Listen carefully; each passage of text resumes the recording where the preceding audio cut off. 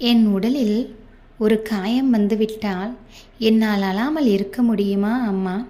அதனை தாங்கிக் கொள்ளும் மனப்பக்குவம் என்னிடம் இருக்கிறதா என்ன?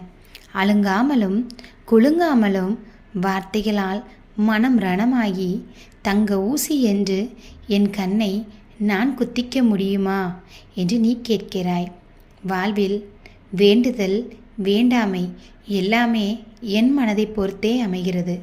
வாழ்க்கை வாழ்வதால் நான் எண்ணும் பல நிகழ்வுகளை சரி செய்து உறவுகளை புரிந்து கொள்ள வாய்ப்புகளை நீதான் அம்மா தந்து கொண்டிருக்கின்றாய்.